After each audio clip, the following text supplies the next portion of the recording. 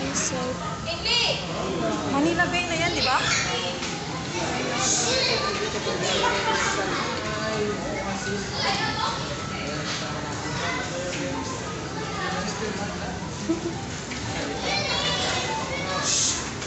Susin, hawak mo yan, hawak mo yan. Seaside.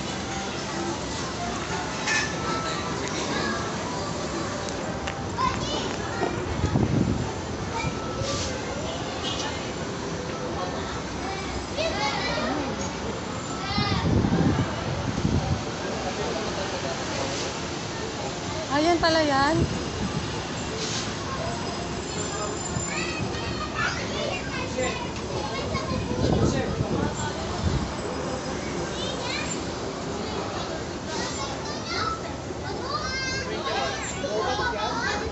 Sana yung ano, yung entrance.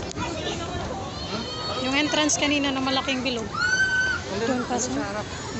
Likod kasi ito. Yun yung ano.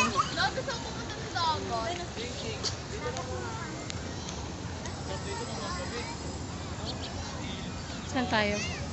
Yan, punta tayo sa gilid. Malawak pala dito guys. Ayan, super dense yung tao. Tsaka nandun yung MOA. Ayan, dyan tayo galing kanina. So pagdating dito sa labas, super duper init na siya. So ayan, so hindi na ako magpapakita kasi I'm super tired. Charing. Ganyan yung itsura dito.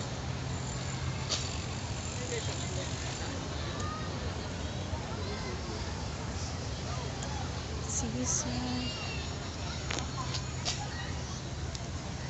Bawal lumapit doon? Pwede? Ayan, ang daming tao guys.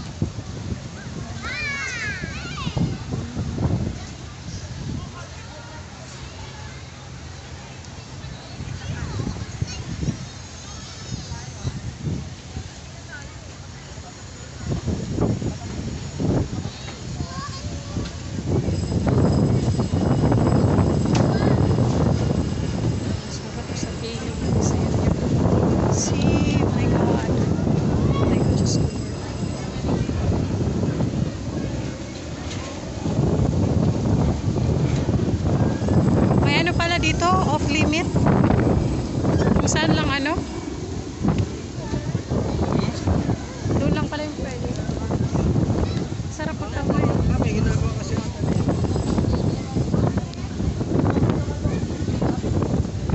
5 minutes lang ako.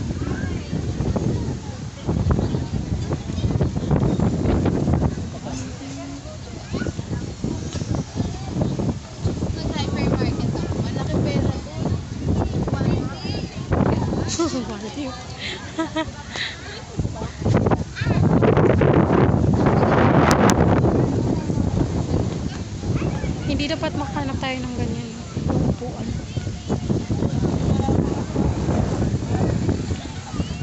Dagdag din ang mga kasama pa natin. Dito tayo sa kabila.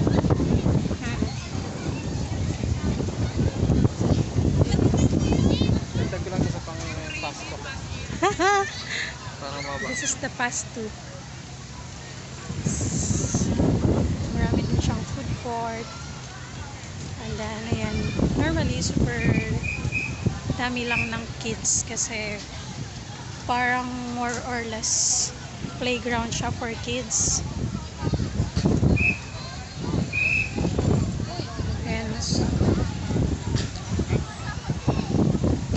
Dami din kasi niyang rides. Kaya, syempre, yung mga bata, yun yung fun nila. Ngayon, no, yung parang airplane na lumilipad. O, diba?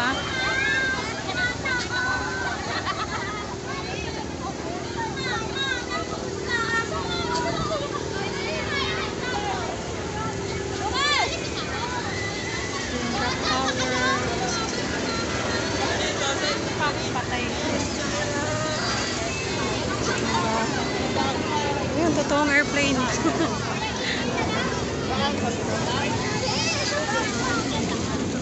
Kasi yan, Bubble Bee.